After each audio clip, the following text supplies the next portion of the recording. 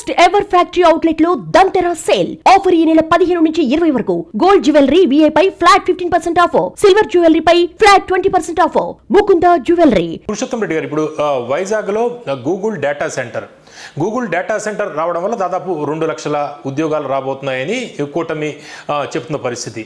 అంటే ఈ Google data centre వల్ల అక్కడ కొంత రూపురేఖలు మారే అవకాశం కనిపిస్తుంది మనకు వైజాగ్లో. పవన్ గారు, విశాఖపట్నంకే కాదు, నేను గతంలో సన్ రైజ్ పేరుతో చంద్రబాబు గారు 20 లక్షల కోట్లు ఇట్లాంటివి ఒప్పందాలు చేసుకున్నారు కదా. అప్పుడు మాలాంటి వాళ్ళు అడిగితే నేను చెప్పింది ఏంటంటే 20 లక్షల కోట్లు కాదు, 20,000 కోట్లు వచ్చినా, 2,000 కోట్లు వచ్చినా, 200 కోట్లు వచ్చినా స్వాగతం. ఎందుకంటే ఏదొచ్చినా మనం స్వాగతం చెప్పాలి, అభినందించాలి. తర్వాత ఏ ఫలితం వస్తే ఆ ఫలితం వస్తుంది. కానీ ఆంధ్రప్రదేశ్లో ఏమైపోయిందంటే పార్టీల మధ్య వచ్చిందాన్ని అధికార పార్టీ విపరీతమైన హైప్ క్రియేట్ చేస్తుంది, ప్రతిపక్షం దాన్ని ఒప్పుకోదు. ఏ పార్టీ అయినా, ఈ పార్టీ ఈ ప్రతిపక్ష ఈ అధికార వైసీపీ తెలుగుదేశం మధ్య రాజకీయ ప్రత్యర్థుల స్థానంలో రాజకీయ శత్రువులుగా మారిపోవడం వల్ల ప్రతిదాన్ని శత్రుత్వంతో చూడడం పరస్పరం. వచ్చిందనుకోండి, వచ్చింది సంతోషం అని అధికార పార్టీ కూడా ఉండాలి. 2 లక్షల ఉద్యోగాలు వస్తాయి, గతంలో జగన్ తరిమేసినాడని వాళ్ళు అనడం, 2 లక్షల ఉద్యోగాలు కాదు ఇంత వచ్చేది ఇంతే అని వీళ్ళు ఈ రంధ్రాన్వేషణ ఎందుకు అంటాను. అతిగా చేయాల్సిన అవసరం అధికార పార్టీకి లేదు, రంధ్రాన్వేషణ చేయాల్సిన పని ప్రతిపక్షానికి లేదు. కాబట్టి 2 రూపాయలు వచ్చినా, ఒక పరిశ్రమ వచ్చినా, ఒక ఉద్యోగం వచ్చినా దాన్ని మనం స్వాగతిద్దాము. అంటే విశాఖపట్నానికి నేచురల్ అడ్వాంటేజెస్ ఉంటాయి. ఎందుకంటే విశాఖపట్నం మెట్రోపాలిటన్ సిటీగా ఈ ఆంధ్రప్రదేశ్కి నెంబర్ 1 సిటీ. ఆ తర్వాత ఏదన్నా ఉంటే మా తిరుపతి అవుతుంది. కాబట్టి ఇట్లాంటి అవకాశం ఉన్నటువంటి విశాఖపట్నానికి రావడం సహజం, రావాలని ఆహ్వానిద్దాం. గూగులే కాదు మరిన్ని ఏదొచ్చినా ఇంకొక అడుగు ముందు పడినట్టే కదా, అట్లా ఆహ్వానించాలి ప్రజలందరూ. ప్రభుత్వం కూడా దీన్ని ఒక స్పిరిట్గా తీసుకొని ఈరోజు తీసుకొచ్చాం ఇంకా బయట తీసుకొస్తామని చెప్పాలి తప్ప 2 లక్షలు అప్పుడే ఎట్లా చెప్పేస్తారు 2 లక్షలు 3 లక్షలు అని తీసుకురావడం స్వాగతం. వాళ్ళు కూడా స్వాగతించాలి. వీళ్ళు కూడా మేము తీసుకొచ్చాం ఇంకా తీసుకొస్తామని చెప్పే రకం పరిమితంగా విపరీతపోలేదు. ఖచ్చితంగా విశాఖపట్నంలో భవిష్యత్తు ఉంటుంది. ఈ ప్రభుత్వం కూడా వేసే అడుగులు కూడా దానికి తోడవుతాయని అనుకుంటున్నాను. ఓకే, అంటే పురుషోత్తం రెడ్డి గారు, ఇప్పుడు వైఎస్ఆర్సీపీ ఎక్కువగా దెబ్బతింది, ఉత్తరాంధ్రలో ఎక్కువగా దెబ్బతింది, ప్లస్ 3 రాజధానులు అనేది తీసుకున్నది కూడా వైఎస్ఆర్సీపీ. అంటే వైజాగ్ నుంచే పరిపాలన చేస్తామని అక్కడ దెబ్బతిన్న పరిస్థితి. అయితే ఇక్కడ మరోవైపు కూటమి ప్రభుత్వం ఇప్పుడు కంపెనీలన్నీ కూడా తీసుకొస్తుంది. TCS వచ్చింది, ఇన్ఫోసిస్, ఇప్పుడు గూగుల్ డేటా సెంటర్. దీనివల్ల మరింత బలోపేతం అవుతున్న పరిస్థితులు అక్కడ కనిపించట్లేదా కూటమి? ఖచ్చితంగా ఇక్కడ ఒకటి ఉంది, మీకు గుర్తుంటే శ్రీ సిటీ ఉంది. శ్రీ సిటీ ఎక్కడుందంటే మా జిల్లాలో సత్యవేడు శాసనసభ నియోజకవర్గంలో ఉంది.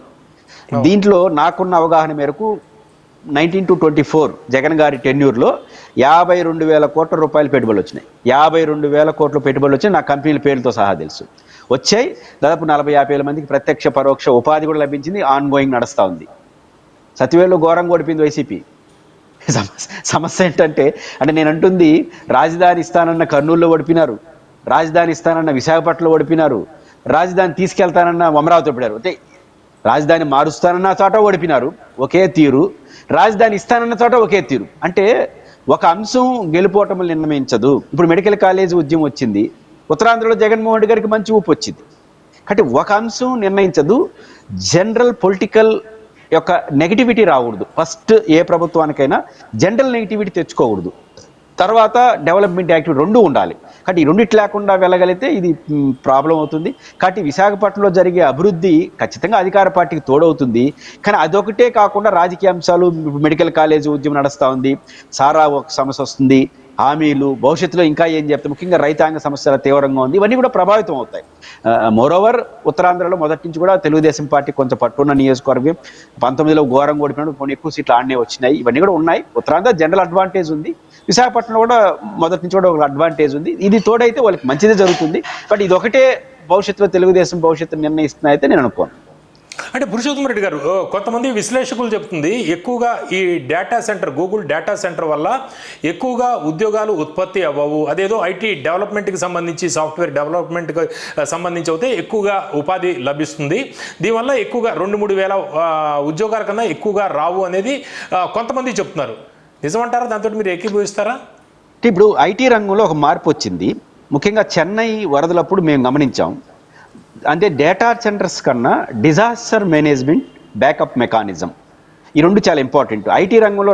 ఇప్పుడు ఎందుకంటే వర్క్ టు హోమ్ ఇవన్నీ పెరిగిన తర్వాత ఎక్కువగా ఐటీ రిలేటెడ్ కంపెనీ ఇది పెరుగుతుంది. అదేవిధంగా ఏఐ టెక్నాలజీ, ఈ ఆర్టిఫిషియల్ ఇంటెలిజెన్సీ, ఈ సాంకేతికపరమైన అంశాలే రాబోయే కాలంలో ఐటీలో సుప్రీం అవుతుంది. రాబోయే కాలం మీకు ఇప్పుడు కొత్తగా కోర్సులు నేను నా కుటుంబంలో పిల్లల్ని చదివించేటప్పుడు చూశాను. సిఎస్సి ఏఐకి డిమాండ్ పెరుగుతోంది. ఇప్పుడు సిఎస్ ఈ కంప్యూటర్ కోర్సులకు కానీ ఐటీకి తగ్గిపోతా ఉంది. రాబోయే 15-20 ఏళ్ల కాలం ఏఐ డామినేట్ చేయబోతోంది అనుకుంటున్నారు. కాబట్టి AI technology, disaster management, backup mechanism, ఈ మూడిటికి పవన్ గారు ఎక్కువ ఉద్యోగాలు వస్తాయి. అయితే ఈ మూడిటికి ఉండాల్సింది వాతావరణ సమతుల్యత ఉండాలి. ముఖ్యంగా హైదరాబాద్ నెంబర్ 1 అవుతుంది. ఎందుకంటే హైదరాబాద్ వాతావరణ సమతుల్యత ఉంది. ఇప్పుడు చెన్నైలో వరదలు వచ్చినప్పుడు ఇట్లాంటి రిలేటెడ్ కంపెనీలన్నీ తిరుపతిలో ఒక 10 కంపెనీలు పెట్టారు తాత్కాలికంగా. ఇక్కడ వరదలకి పెద్ద ఇబ్బంది లేదు కాబట్టి ఆంధ్రప్రదేశ్ ప్రభుత్వం భవిష్యత్తులో ఐటీ, ఏఐ టెక్నాలజీ చుట్టూ తిరగాలి అంటే మంచి సెంటర్ ఎంచుకోవాలి. నేను స్వార్థంతోనో నా తిరుపతి అని చెప్పట్లేదు, కానీ ఈ ఆంధ్రప్రదేశ్ రాష్ట్రానికి, ఈ దేశానికి హైదరాబాద్ తర్వాత తిరుపతి ది బెస్ట్ అవుతుంది. ఎందుకంటే 100 ఏళ్లలో ఎప్పుడు తుఫాన్లు లేవు, ఎప్పుడు భూకంపాలు లేవు, మంచి సిటీ ఉంది, 2 లక్షల ఎకరాల భూమి ఉంది. కాబట్టి పక్కన బెంగళూరు, ఈ పక్క చెన్నైలో ఈ డిజాస్టర్ మేనేజ్మెంట్ అందుకోలేనని తిరుపతికి వస్తారు. ఆ రోజు వచ్చారు. ప్రభుత్వం కొంచెం ఊతం ఇస్తే బ్రహ్మాండంగా అవుతుంది. ఎందుకంటే ఆంధ్రప్రదేశ్లో కొత్తగా టెక్నాలజికల్ డెవలప్మెంట్లో ఉద్యోగాలు రావాలంటే మంచి సెంటర్ని ఎంచుకోవాలి. హైదరాబాద్తో పోటీపడే సెంటర్ని ఎంచుకోవాలి పవన్ గారు. Hyderabad the best centre. Vizag కాకుండా తిరుపతిని ఫోకస్ చేయాలి ఐటీకి. ఈ రంగం వరకు తిరుపతి ది బెస్ట్ అవుతుంది. విశాఖపట్నం కూడా మీకు తుఫాన్లు ప్రభావితం, ఎందుకంటే సముద్రం పక్కన ఉంది. వెదర్ కూడా పవన్ గారు మీరు హైదరాబాద్లో ఉంటారు, మీరు ఆంధ్రప్రదేశ్ మూలాలు ఉన్న హైదరాబాద్లో ఉంటారు. ఎలాంటి వెదర్ హైదరాబాద్లో వైట్ కాలర్ ఎంప్లాయీస్కి?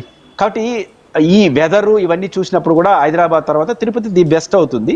ఈ related AI technology, backup mechanism, artificial intelligence ఇవన్నీ కూడా తిరుపతి బెస్ట్ అవుతుంది. ఎంపిక చేసుకునే సెంటర్ హైదరాబాద్తో పోటీపడి మనం రావాలి ఇక్కడ పరిశ్రమలు.